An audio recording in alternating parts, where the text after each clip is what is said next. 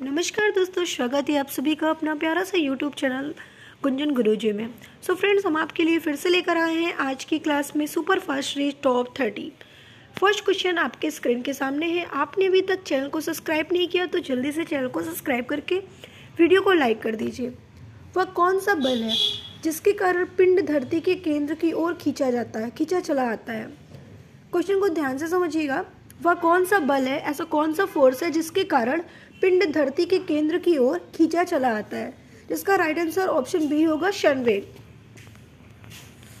Question number second, प्रतिवर्ष किस महापुरुष के जन्मदिन पर पूरे भारत में 12 जनवरी को राष्ट्रीय युवा दिवस मनाया जाता है?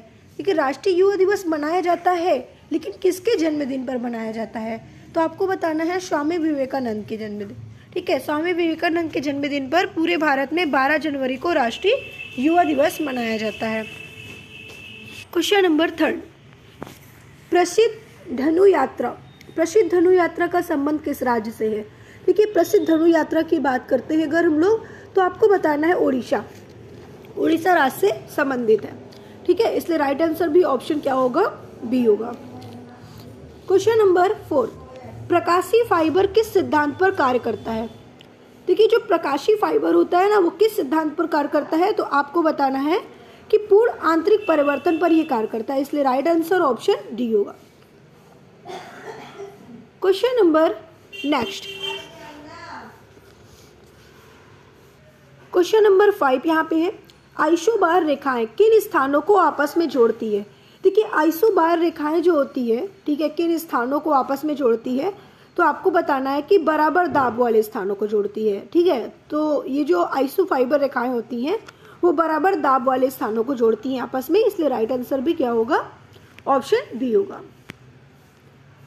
नेक्स्ट क्वेश्चन है आपका, राज्य अपहरण नीति सबसे पहले किस भारतीय रियासत पर लागू की गई है? क्वेश्चन समझ में आया? राज्य अपहरण नीति सबसे पहले किस भारतीय रियासत पर लागू की गई है? तो सतारा पर लागू की गई है, इसलिए राइट आंसर भी क्या होगा इसका, ऑप्शन ए होगा।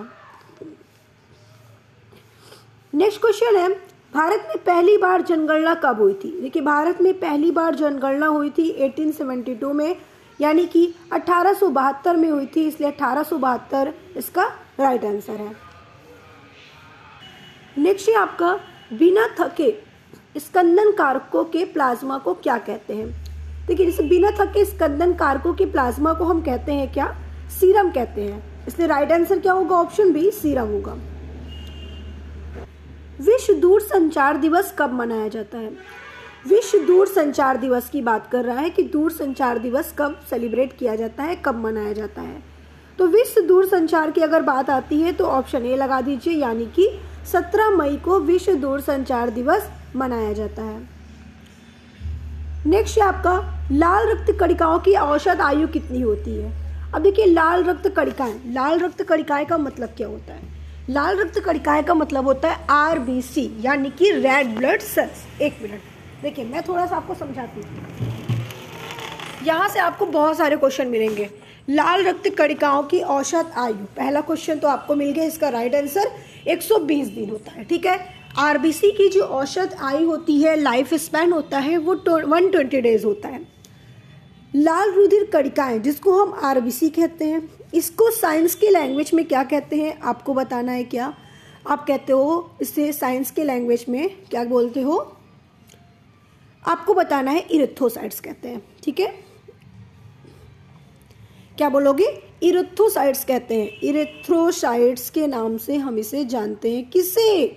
आरबीसी को इरिथ्रोसाइट्स कहते हैं। ठीक है, उसके अलावा यहाँ से क्वेश्चन आपसे पूछा जाएगा कि जब रेड सेल्स मतलब कि आरबीसी डेड हो जाती है तो डेड होने के बाद स्टोर कहाँ पे होती है? आपको बताना है, स्प्लीन में। ठीक है, स्प्लीन में स्टोर होती है, यानी कि स्प्लीन बोले तो प्लीहा में स्टोर होती है। तो यहाँ से जो क्वेश्चन पूछा जाएगा, ये पूछा जाएगा कि आरबीसी का कब्रिस्तान किसे कहा जाता है?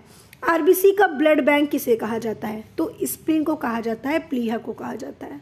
ठीक है, नेक्स्ट क्वेश्चन है आपका, 97% ऑक्सीजन का परिवहन रक्त में किस रंग की कणिकाओं में होता है? अब आप सभी को पता है इसका राइट आंसर क्या होना चाहिए, ऑप्शन सी होना चाहिए, लाल रक्त कणिकाओं में होता है, ठीक है। इसलिए राइट आंसर क्या है, ऑप्शन सी है। विज्ञान की किस शाखा के अंतर्गत मानव जाति का अध्ययन करते हैं? ऐसी कौन सी शाखा है विज्ञान की जिसमें हम मानव जाति के बारे में अध्ययन करते हैं? तो मानव जाति की जब बात आती है तो आपको बताना है एथनोग्राफी में। एथनोग्राफी में हम क्या पढ़ते हैं, मानव जाति के बारे में पढ़ते हैं। इसलिए राइट आंसर क्या होगा, ऑप्शन डी बिल्कुल राइट आंसर होगा। नेक्स्ट क्वेश्चन है आपका, हरे पौधे दूषित वायु को शुद्ध करते हैं। यह परिभाषा किस वैज्ञानिक द्वारा दी गई है? तो यह परिभाषा किस वैज्ञानिक द्वारा दी गई है? जोसेफ प्रिस्टले द्वारा दी गई है। जोसेफ प्रिस्टले द्वारा यह परिभाषा दी गई है कि हरे पौधे दूषित वायु को शुद्ध करते हैं। क्वेश्चन नंबर नेक्स्ट, हृदय गति कम हो जाने पर इससे समान अवस्था में लाने हेतु का क्या प्रयोग किया जाता है? जैसे कि क्वेश्चन कहना चाहता है कि जैसे कि हृदय की गति जब कम हो जाने पर इसे समान अवस्था में हम लाएं, ठीक है, फिर से उसी मतलब कि नेचर में लाएं जिस नेचर में हमारा हार्ट काम करता है, तो उसे लाने के लिए हम किसका प्रयोग करते हैं? तो उस टाइम हम किसका प्रयोग करते हैं? पेस मेकर का प्रयोग करते हैं। इसलिए राइट आंसर क्या होगा, ऑप्शन सी होगा। पेस मेकर ऐसे छोटा सा बना होता है, ठीक है, आपको डायग्राम में देख सकते हो पेस मेकर, ठीक है। Question number 15। क्वेश्चन नंबर 15 है आपका, पेंडुलम को चंद्रमा पर लाने पर उसकी समय अवधि क्या होगी? देखिए पेंडुलम को जब चंद्रमा पर ले जाने पर जो उसकी समय अवधि होती है वो होती है क्या होगी, जल्दी से बताइए। क्वेश्चन समझिएगा कि पेंडुलम को चंद्रमा पर ले जाने पर उसकी समय अवधि का क्या होगा। क्वेश्चन ये पूछ रहा है, ठीक है, उसकी समय अवधि का क्या होगा? उसकी समय अवधि बढ़ेगी, ठीक है, जब हम पेंडुलम को चंद्रमा पर ले जाएंगे तो।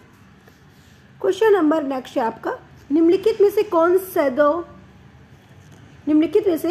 10वें सिख गुरु थे? 10वें सिख गुरु कौन थे इसमें से? तो आपको बताना है 10वें जो गुरु सिख थे, ठीक है, सिख गुरु थे वो गुरु गोविंद सिंह थे। आप सभी को पता है कि गुरु गोविंद सिंह जो थे वो कंटिन्यू थे, तो सिख गुरु थे, ठीक है। इसलिए राइट आंसर भी ऑप्शन डी होगा। नेक्स्ट क्वेश्चन है आपका, विद्युत चुंबकीय प्रेरण पर आधारित युक्ति है। देखिए विद्युत चुंबकीय प्रेरण पर आधारित युक्ति है अगर हम बात करते हैं तो डायनमो बिल्कुल राइट आंसर है, ठीक है। विटामिन ई का रासायनिक नाम क्या है? देखिए विटामिन ई पूछा है यहाँ पे, तो विटामिन ई का रासायनिक नाम जो होता है वो होता है टोकोफेरॉल। तो कैल्सीफेरॉल किसका होता है? कैल्सीफेरॉल होता है डी का, ठीक है, कैल्सीफेरॉल डी, टोकोफेरॉल ई, याद रखिएगा। नेक्स्ट है आपका, खाद्य श्रृंखला में शाकाहारी होते हैं। जैसे खाद्य श्रृंखला जब हम बनाते हैं तो उसमें शाकाहारी किस में जाते हैं? अब घटक में, क्या द्वितीय उपभोक्ता में, या उत्पाद में, या प्राथमिक उपभोक्ता में? तो आपको बताना है प्राथमिक उपभोक्ता में जाते हैं शाकाहारी वाले, ठीक है। इसलिए राइट आंसर ऑप्शन डी होगा। नेक्स्ट क्वेश्चन है आपका, किसी वस्तु का आकार, क्षमता या मात्रा पर निर्धारित करने की क्रिया को हम क्या कहते हैं? किसी वस्तु का आकार और क्षमता या मात्रा को निर्धारित करने की क्रिया को हम क्या कहते हैं? तो उस क्रिया को हम कहते हैं क्या? माप कहते हैं। इसलिए राइट आंसर ऑप्शन सी होगा। नेक्स्ट क्वेश्चन है, निम्न में से कौन सा जल का शुद्धतम रूप है? अब भाई देखिए, अगर हम जल की शुद्धतम रूप की बात करते हैं तो ये वर्षा का ही जल हो सकता है ना। इसलिए राइट आंसर क्या लगा देंगे? ऑप्शन बी लगा देंगे, क्योंकि नदी का भी शुद्ध नहीं हो सकता, समुद्र नहीं शुद्ध हो सकता, भूजल का तो कोई ऑप्शन ही नहीं है इसमें, तो वर्षा का जल बिल्कुल राइट आंसर है। नेक्स्ट क्वेश्चन है आपका, ऑस्टियोक्लास्ट निम्नलिखित में से किससे संबंधित है? देखिए ऑस्टियोक्लास्ट की जब बात आती है तो हड्डी का टूटना क्या कहलाता है? ऑस्टियोक्लास्ट कहलाता है। यानी कि ऑस्टियोक्लास्ट हड्डी की रिपेयर करना, हड्डी को मरम्मत करना, ये सब ऑस्टियोक्लास्ट के द्वारा होता है, इसके अंतर्गत होता है यानी, ठीक है। नेक्स्ट है, वह हार्मोन जो अग्नाशयी रस के श्रावण को प्रेरित करती है। ऐसे हार्मोन्स का नाम बताइए जो अग्नाशयी रस को श्रावण को प्रेरित करती है। तो वो कौन सा हार्मोन्स हो सकता है? ऑप्शन बी होगा सिक्रेटिन हार्मोन्स है जो अग्नाशय रस के श्रावण को प्रेरित करती है। क्वेश्चन नंबर 24, किस विटामिन की कमी से पेलाग्रा रोग होता है। अब देखिए पेलाग्रा रोग की जब बात आए तो बस विटामिन B3 लगा दो। विटामिन B3 की वजह से हमें पेलाग्रा रोग हो जाता है। ठीक है, विटामिन B3 अगर आपके बॉडी में कमी हुई तो पेलाग्रा जैसे रोग उत्पन्न होने लगते हैं। नेक्स्ट एंड लास्ट क्वेश्चन, निम्नलिखित अम्लों में से किस अम्ल का उपयोग कार बैटरियों में किया जाता है? ठीक है, ऐसे कौन सा अम्ल है जिसका उपयोग हम लोग कार और बैटरी में करते हैं? तो भाई क्या हो सकता है? सल्फ्यूरिक ही हो सकता है। ठीक है, सल्फ्यूरिक एसिड हो सकता है जो डेंजरस होते हैं ना, तो सल्फ्यूरिक एसिड का प्रयोग करते हैं। इसलिए राइट आंसर क्या होगा? ऑप्शन बी होगा, जिसका सूत्र क्या होता है? H2SO4। याद रखेंगे। ठीक है, इसे अम्लों का राजा कहा जाता है। ठीक है, अम्लों का राजा किसे कहते हैं? H2SO4 को कहते हैं। इसलिए राइट आंसर भी क्या होगा? ऑप्शन बी होगा। ठीक है, वीडियो अच्छी लगी तो लाइक करके शेयर करिएगा और हमें कमेंट करके जरूर बताइएगा कि आपकी नेक्स्ट रिक्वायरमेंट क्या है।